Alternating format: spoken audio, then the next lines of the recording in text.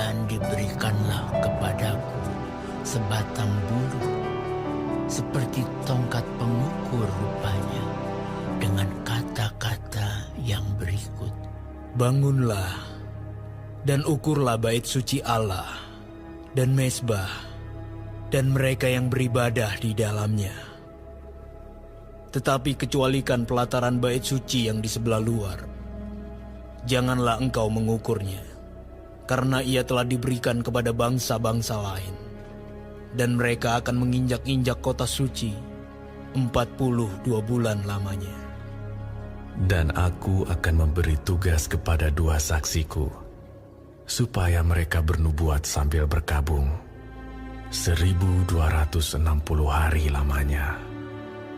Mereka adalah kedua pohon zaitun dan kedua kaki dian yang berdiri di hadapan Tuhan semesta alam. Dan jikalau ada orang yang hendak menyakiti mereka, keluarlah api dari mulut mereka menghanguskan semua musuh mereka. Dan jikalau ada orang yang hendak menyakiti mereka, maka orang itu harus mati secara itu. Mereka mempunyai kuasa menutup langit, supaya jangan turun hujan selama mereka bernubuat. Dan mereka mempunyai kuasa atas segala air untuk mengubahnya menjadi darah, dan untuk memukul bumi dengan segala jenis malapetaka setiap kali mereka menghendakinya. Dan apabila mereka telah menyelesaikan kesaksian mereka, maka binatang yang muncul dari jurang maut akan memerangi mereka dan mengalahkan serta membunuh mereka. Dan mayat mereka akan terletak di atas jalan raya kota besar, yang secara rohani disebut Sodom dan Mesir, di mana juga Tuhan mereka disalibkan. Dan orang-orang dari segala bangsa dan suku dan bahasa dan kaum melihat mayat mereka 3,5 hari lamanya. Dan orang-orang itu tidak memperbolehkan mayat mereka dikuburkan. Dan mereka yang diam di atas bumi bergembira dan bersuka cita atas mereka itu, dan berpesta dan saling mengirim hadiah, karena kedua nabi itu telah merupakan siksaan bagi semua orang yang diam di atas bumi. 3,5 hari kemudian, masuklah roh kehidupan dari Allah ke dalam mereka, sehingga mereka bangkit dan semua orang yang melihat mereka menjadi sangat takut. Dan orang-orang itu mendengar suatu suara yang nyaring dari sorga berkata kepada mereka, Naiklah kemari. Lalu naiklah mereka ke langit, diselubungi awan, disaksikan oleh musuh-musuh mereka. Pada saat itu terjadilah gempa bumi yang dahsyat, dan 1/10 bagian dari kota itu rubuh, dan 7.000 orang mati oleh gempa bumi itu. Dan orang-orang lain sangat ketakutan, lalu memuliakan Allah yang di sorga. Celaka yang kedua sudah lewat. Lihatlah, celaka yang ketiga segera menyusul.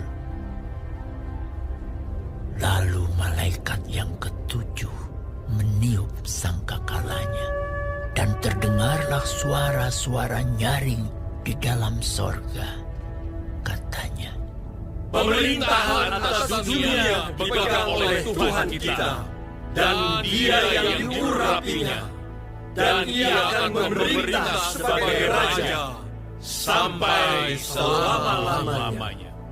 Dan ke-24 tua-tua yang duduk di hadapan Allah di atas takhta mereka tersungkur dan menyembah Allah sambil berkata, Kami mengucap syukur kepadamu ya Tuhan, Allah yang Maha Kuasa, yang ada dan yang sudah ada, karena Engkau telah memangku kuasamu yang besar dan telah mulai memerintah sebagai raja.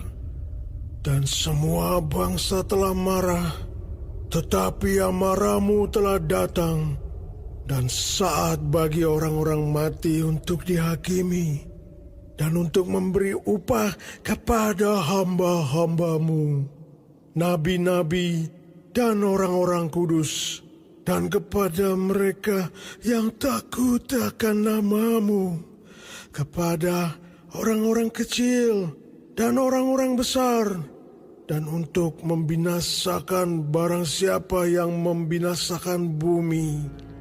Maka terbukalah bait suci Allah yang di sorga, dan kelihatanlah tabut perjanjiannya di dalam bait suci itu, dan terjadilah kilat dan deru guruh dan gempa bumi dan hujan es lebat.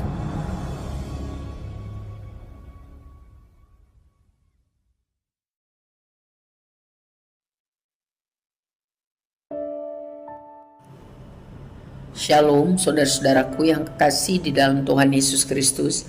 Puji Tuhan kalau kita masih diberi kesempatan hidup dan dapat mempelajari firman Tuhan, panduan kehidupan dari kitab Wahyu 11. Tuhan Yesus memberkati. Saudara, mengenai dua saksi Allah. Ini menggambarkan mengenai peran gereja di akhir zaman. Gereja adalah kumpulan umat Tuhan yang sejati dari segala zaman. Tuhan memberi jaminan bahwa Tuhan akan menyertai dan melindungi, supaya gereja bisa berperan maksimal di tengah dunia yang jahat ini. Tuhan memberi perintah agar Rasul Yohanes mengukur bait Allah. Dimaksudkan sebagai gambaran bahwa Tuhan adalah pemilik gereja dan Tuhan akan melindungi gereja.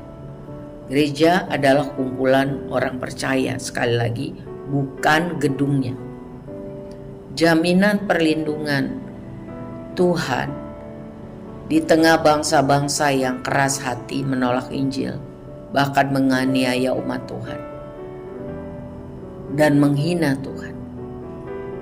Di tengah kesulitan, tekanan, gereja diperlengkapi Tuhan untuk mampu berperan sebagai agen representasi Tuhan, yaitu keimamatan, imam dan nabi. Itu dilambangkan sebagai dua saksi. Gereja harus berfungsi. Kuasa Allah menyertai dengan tanda-tanda penghukuman Tuhan kepada orang yang terus hidup melawan Tuhan, dan juga pertolongan Tuhan bagi orang-orang yang mau bertobat, mau hidup menjadi seperti yang Tuhan kehendaki. Gereja sejati harus sungguh-sungguh kuat, mampu untuk menjadi jawaban bagi dunia yang gelap ini, yang terus berontak dan ditentukan untuk binasa. Kisah penderitaan umat Tuhan karena iman yang sungguh kepada Kristus terus terjadi sampai hari ini di berbagai tempat di seluruh dunia, termasuk di Indonesia. Tetapi gereja harus terus hidup di dalam kebenaran, yaitu sesuai firman Tuhan. Hidup bagi kehormatan nama Tuhan. Penderitaan sebenarnya adalah alat Tuhan untuk menguji iman percaya. Ya.